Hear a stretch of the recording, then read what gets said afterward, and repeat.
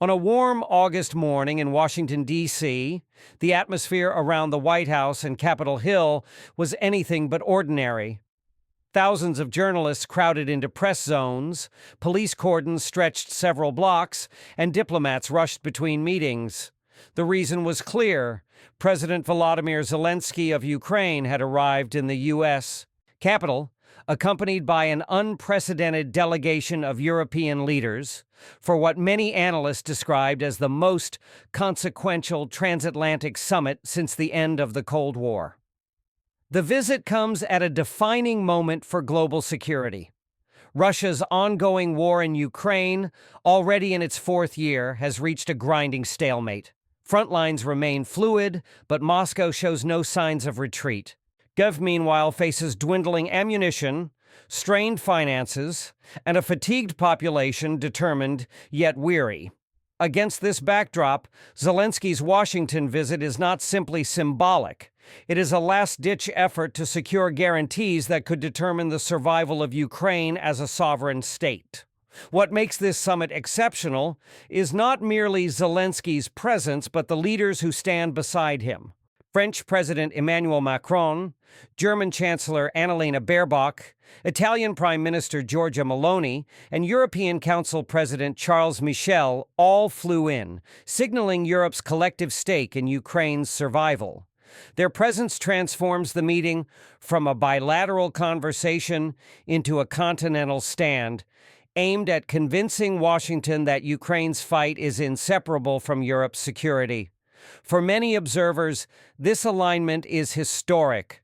Not since the early years of NATO has there been such a visible demonstration of unity. It's not just about Ukraine, explained Fiona Hill, a former U.S. National Security Council official.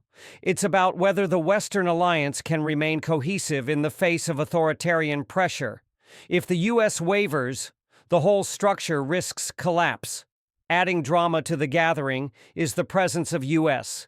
President Donald Trump, who returned to the White House in January after a stunning political comeback.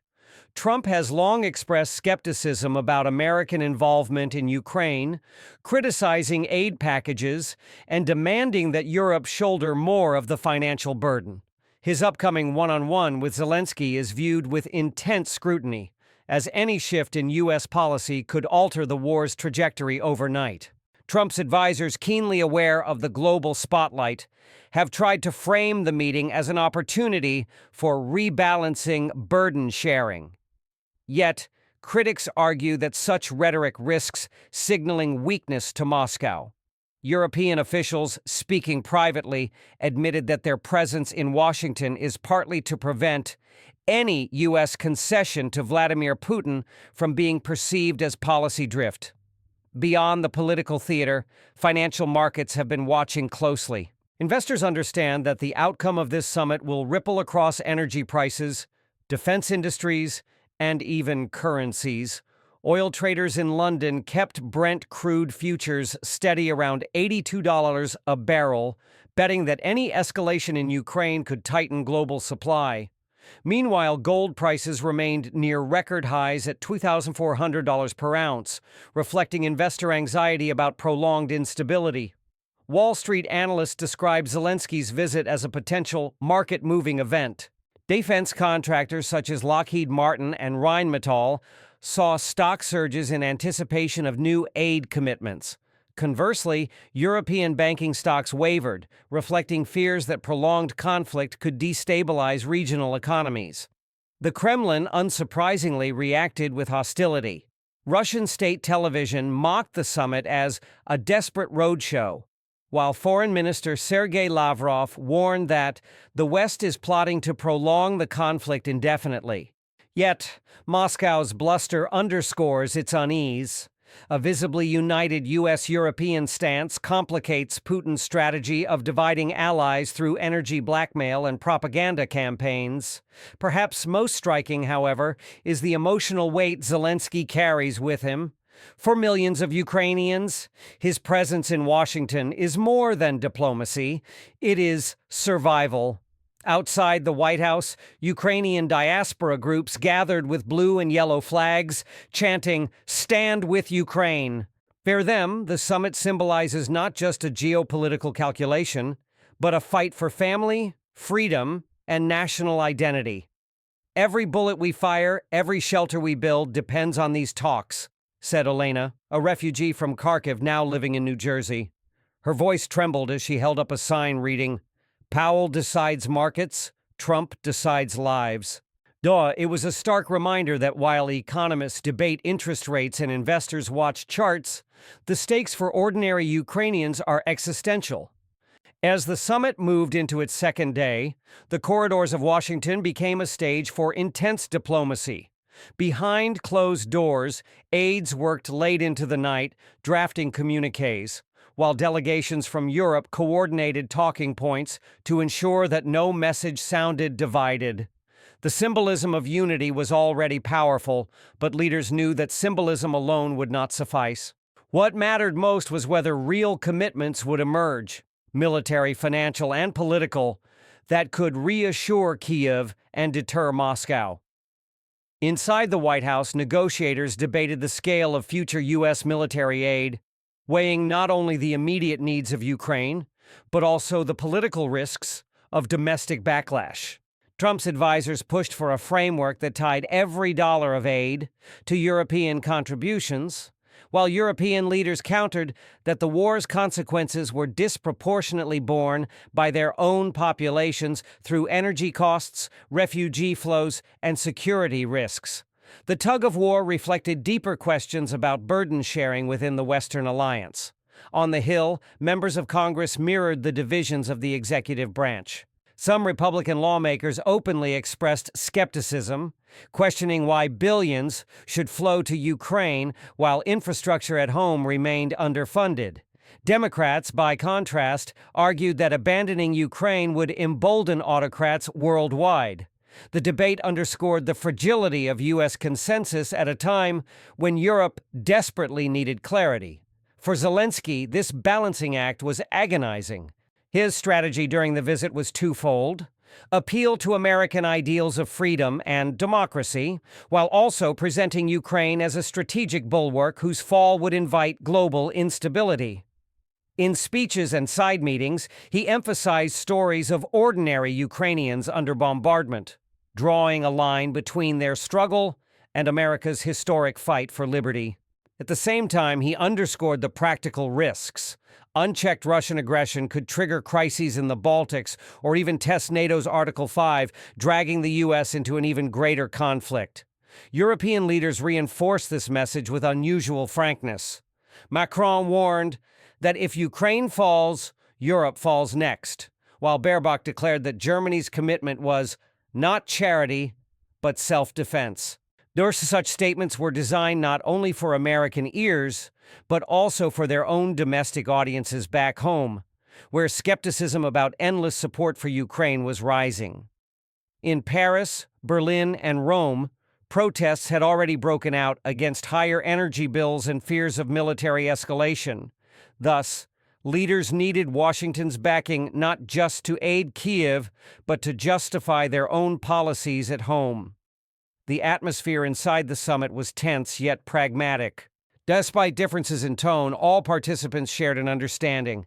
A fractured alliance would be the greatest gift to Moscow. That reality forced compromises. Trump, while unwilling to commit to open-ended aid, signaled openness to a new package if Europeans matched U.S. funds dollar for dollar. The Europeans, though reluctant, hinted at readiness to consider such formulas if it secured continued American engagement. Markets reacted with cautious optimism. Defense stocks extended their rally, while European currencies stabilized against the dollar. Analysts interpreted the signals from Washington as a sign that, despite rhetorical skirmishes, the transatlantic alliance was not on the verge of collapse. Yet uncertainty lingered. Investors watched every leak from the summit, knowing that a single phrase in a draft communique could trigger fluctuations in oil prices, bond yields, and equities. For Ukraine itself, the discussions carried life-or-death weight. Military planners in Kyiv had long warned that without steady flows of ammunition and air defense systems, holding the current front lines through winter would be nearly impossible. Thus, Zelensky's private conversations were reportedly emotional, filled with charts of weapon deficits and pleas for urgency. Aides said he reminded every counterpart that each delay is measured not in days, but in lives lost. Meanwhile, Russia kept up its propaganda campaign. Kremlin spokespersons claimed that the summit proved Ukraine's dependence on Western masters, framing the gathering as evidence of lost sovereignty. Russian media highlighted protests in European capitals to argue that ordinary citizens oppose support for Kiev, but intelligence assessments from NATO suggested that Moscow was worried. A united front in Washington would undercut the Kremlin's strategy of exhausting Western patience. For ordinary Ukrainians following news from afar, the summit's progress was a lifeline. Social media feeds filled with speculation, prayer, and cautious hope.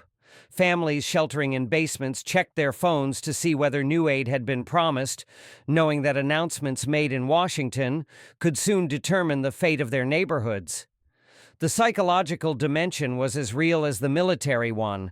Confidence in Western support boosted morale, while doubts sowed despair. As evening fell over Washington, motorcades carrying leaders wound through the city's streets, sirens wailing. In the hotels where delegations stayed, lights burned late, signaling that negotiations were still underway. Reporters, huddled outside in humid summer air, speculated about whether a breakthrough was imminent. Every hour seemed charged with anticipation. For Zelensky, the visit was not about ceremonial photographs, but about survival. The second day crystallized a simple truth. Ukraine's fate was no longer just its own. It was now a test of the West's resolve, a measure of whether democratic nations could stand together when history demanded it. By the third day of high-level meetings, Washington had transformed into a fortress of diplomacy. Streets near the White House and Capitol Hill were cordoned off, helicopters circled overhead, and security checkpoints slowed the flow of traffic across the city. For many Americans watching from the outside, the sight was extraordinary. Rarely had Washington gathered such a concentration of global leaders in one place, united by a single crisis. Television networks carried live footage of motorcades. Speculation ran nonstop on news panels, and ordinary citizens wondered what decisions, behind the closed doors, might reshape the course of the war in Ukraine. Inside the meetings, the tone had shifted from broad declarations to fine-grained bargaining. Technical experts pored over spreadsheets, calculating the costs of sustaining Ukraine's energy grid, the number of artillery shells required per month, and the logistics of training pilots for advanced fighter jets. Every figure became a point of negotiation. The Europeans pressed for a joint mechanism that would ensure predictability of aid, warning that ad hoc packages risked leaving Kiev vulnerable during critical moments. Yet American officials, meanwhile, emphasized the political calendar at home, hinting that any commitments had to withstand not just today's consensus, but the turbulence of upcoming elections. For Zelensky, the personal pressure intensified. His days in Washington were a relentless cycle of speeches, bilateral talks, and private appeals. Observers noted that he appeared more solemn than during previous visits, as though the weight of nearly 4 years of war had etched itself onto his expression. Yet his words retained urgency. He reminded allies that while they debated figures in air-conditioned rooms, Ukrainian soldiers endured the mud, the cold, and the constant fire of Russian artillery. They do not ask whether the package is 10 billion or 20 billion. One aide quoted him as saying, "They ask whether they will have ammunition tomorrow." That bluntness often silenced the rooms, forcing participants to confront the human cost behind abstract numbers. European leaders used the platform to voice their own anxieties.